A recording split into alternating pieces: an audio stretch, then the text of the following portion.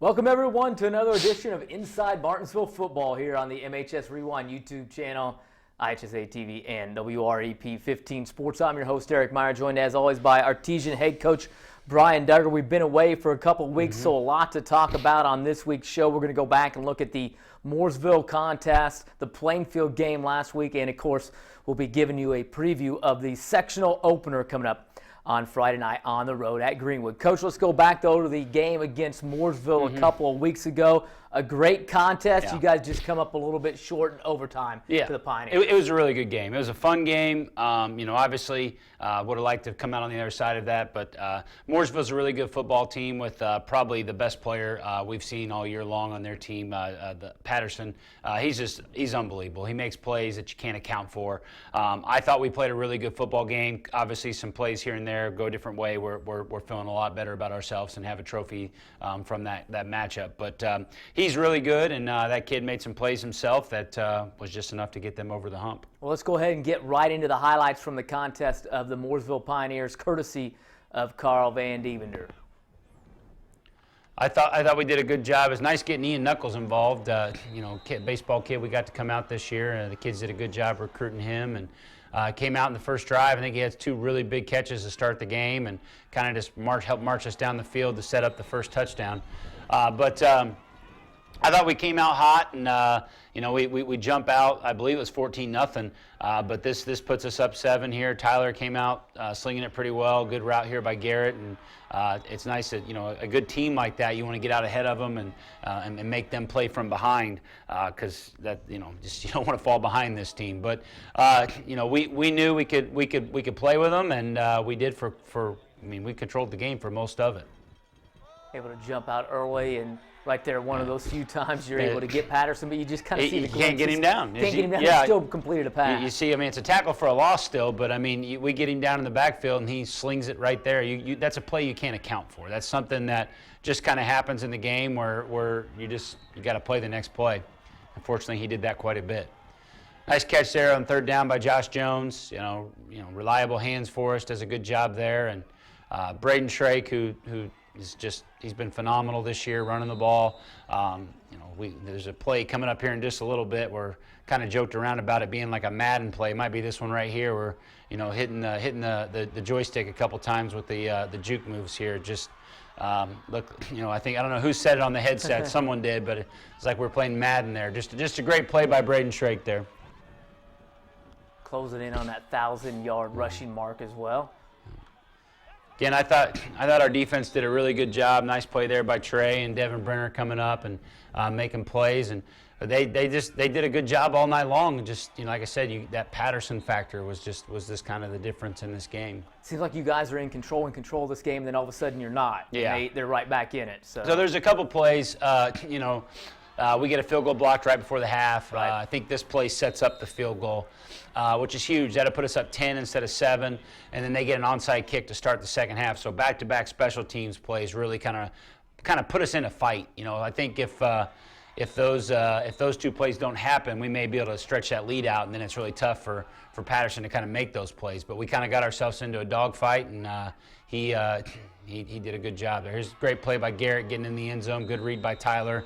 We thought we might see man there, and they rolled the coverage, and Tyler did a great job going through his reads, and just a good play there by Garrett to find the pylon. All right, the tough questions coming here. Any thought from you when the two penalties happened before the field goal of trying to go for it there? Or are you thinking, hey, we can get a kicker, the 3 points may decide it? What's the thought process? Obviously it was being talked about on the headsets for sure, but I was pretty adamant we needed the points. Anytime you're in a game that could become a shootout, points are huge. Right.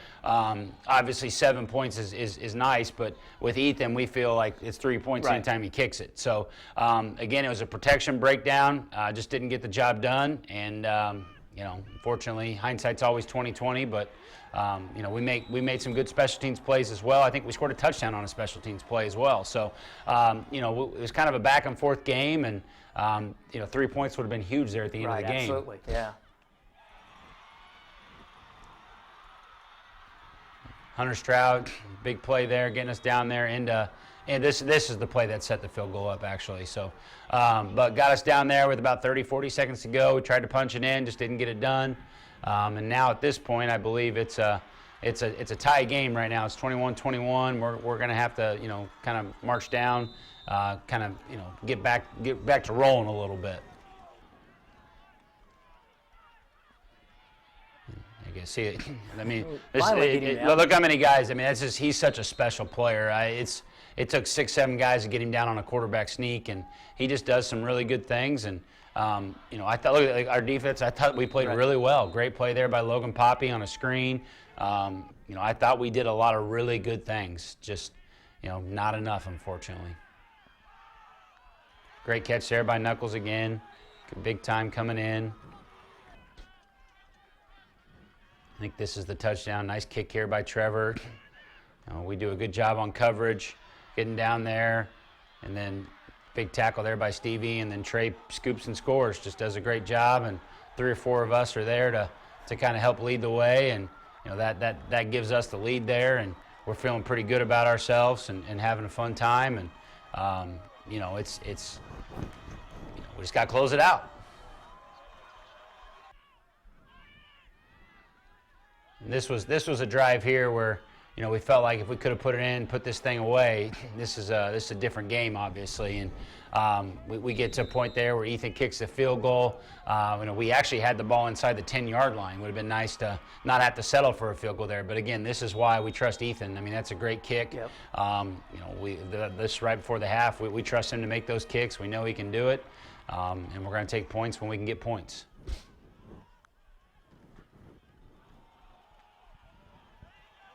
Again, anytime the ball was in someone else's hands, I felt like we did a really good job. Yeah. I mean, we played really well. I put the ball in someone else's hands, and even plays like this, we do a good job. But there's a lot of those plays throughout the game. And this might be one of the more impressive plays. I mean, just dodging a guy, staying out of the sideline, 3 guys in his face. Throws it down, and luckily Poppy's there Trevor Hott's there to knock it out, and just a great play there by Trevor. But I mean, you saw there his explosiveness, his strength, all in that one play, and we played a really good football game. We really did, and it just came down to that. Their one guy made a few more plays than ours. They were able to get to victory. You guys then had to come back last week against the Plainfield Ball Club. Always think that game's a tough game. I know you can say it's the same for everybody, but sectional draw has come out. It's fall break for us, so the routine's different.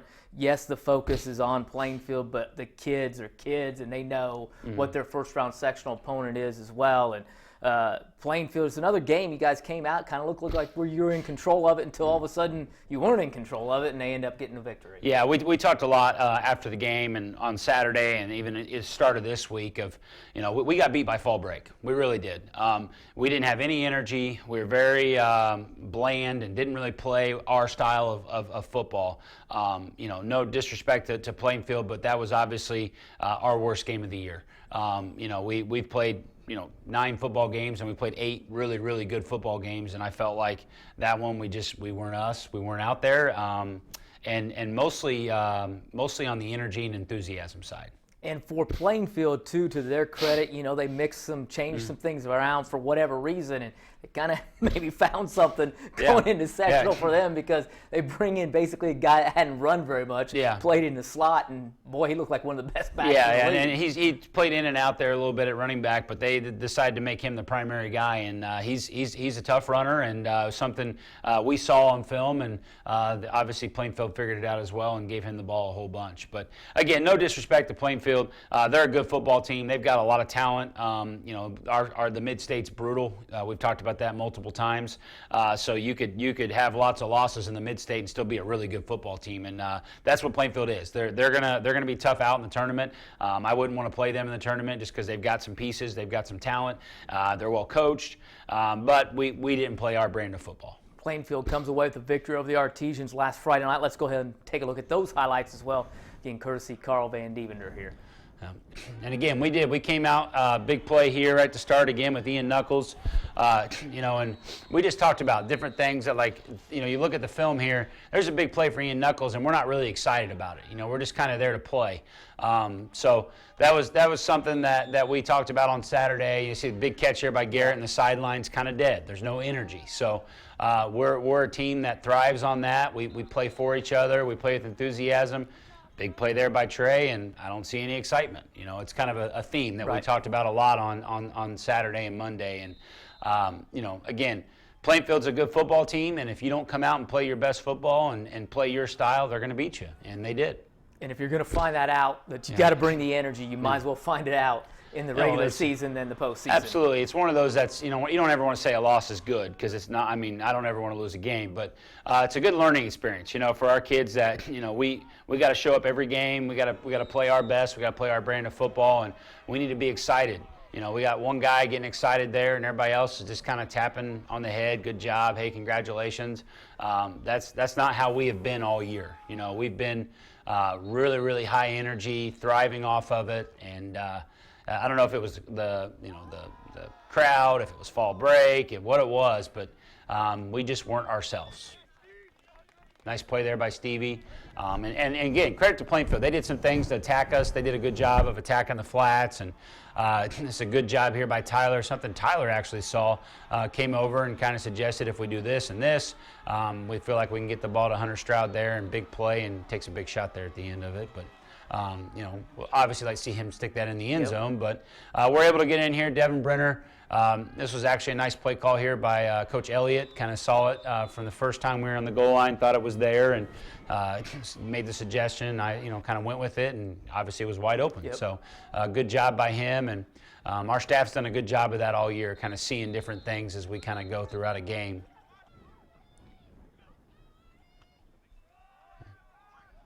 Braden Trey, didn't have the kind of the night he probably wanted. We had some big carries, some big things, but they were, to Plainfield's credit again, they were stacking the box. There's 7-8 guys in the box every time, and they were going to dare us to kind of do this to them a little bit. And again, I thought we had some success early doing that, but didn't keep that rolling the whole game. Nice play there by Brandon Kent, squeezing, coming down the line, staying square. I mean, we had some really good moments in this game. And it's a great run here by Braden. Again, this is, you talk about number 5 here on the tackle. That may be the play of the game. Yeah. When we get down to the 3-yard line, we don't get in the end zone. We have to settle for a field goal. That's a great effort play by that kid. And those are the little plays that add up in a game. And they made more of those than we did. Those big second efforts, those winning plays. Again, we're in the backfield there for a 2-yard loss, and we miss a tackle, and it ends up being a 2-yard gain. Not huge on the stat sheet, but in the game, that's a big deal. And this is the one here. This is a great play. We don't block a punt. We tackle the guy, and we're at the 24-yard line going in, and we're not really excited about it. And we're down here. This is a big opportunity, chance for us to kind of punch this thing in and take the lead, and not much time left in the game, and I just, didn't quite get it done. Had to stop here again, and then Plainfield, though, goes on to secure the victory. So obviously not the way that you want to end the regular season with the back-to-back losses, but you don't have any time to feel sorry for yourself. You got to get right back at it in practice this week and get ready for Greenwood. How has the practice gone for the kids? Now maybe a more normal routine back to school this week. Honestly, it's probably been some of our best practices all year. The kids are dialed in. The energy's been great. Obviously, that's been the focus, bringing the enthusiasm and energy every day. We've kind of got after each other a little bit more than we probably have the last couple weeks. You try and taper off a little bit, but we want to bring some of that energy back.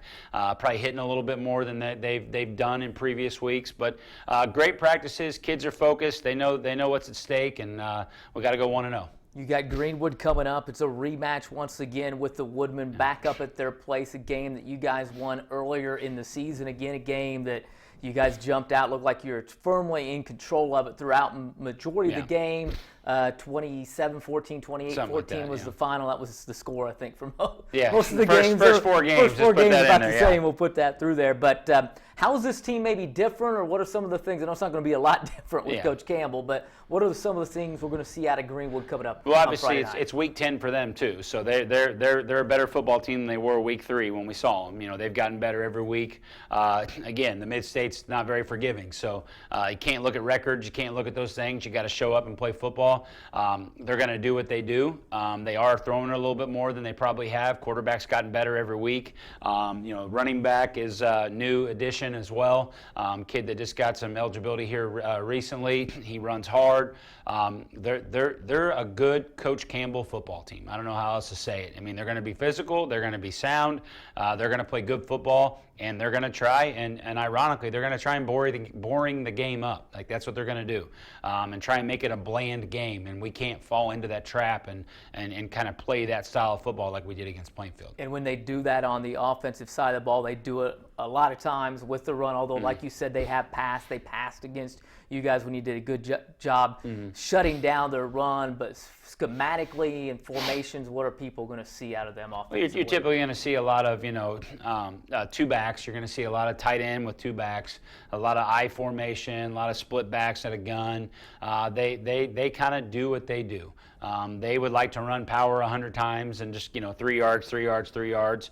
If you're taking that away from them, that's when they'll kind of spread things out. And the quarterback's not terrible. He can make throws. He can make catches. They've got a couple receivers that have gotten better as the year's gone on as well, and made some big plays the last few games. On the other side of the football, defensively, maybe tweak their lineup just a little bit, or their scheme that you were going to see on Friday night. Yeah, I think the really changes up front. They've kind of changed a couple guys here and there, kind of moved a couple guys in, out, and just kind of same defense really. Still the 3-4, kind of keeping 2 guys back, kind of a cover 4 look. But they're sound. They make you earn everything. They don't do a lot of crazy things, where you see something that's just not normal. They're going to play assignment football, and we're going to have to do our job and play assignment football and be good. So here we go, the big keys. Once again, what are you going to have to do offensively and defensively to win in advance? Go 1-0 and get to the second round. Let's go 1-0. That's right. Offensively, it's as always, take what's given to us, take care of the ball, win our one-on-one matchups. We do that, we'll be in good shape on offense. And defensively, it's going to be just to keep digging. It's going to be a dogfight. We're going to have to get in there. We're going to have to read our keys. We got to do a much better job of being gap sound, and taking on blocks and making them not go 3 yards, and we got to get them in bad situations. Road to that state tournament comes up. It starts on Friday. You guys are with Greenwood. As you look down the line, there's a couple of contests coming up there, and maybe a big date with the big East Central Trojans, a rematch as well. We'll look ahead to that. I know you guys are firmly focused 1-0, trying to go 1-0 this week against the Greenwood Woodmen, and also you're going to have a big send-off, I think, coming up as well when you guys get ready to go to the game. Yeah,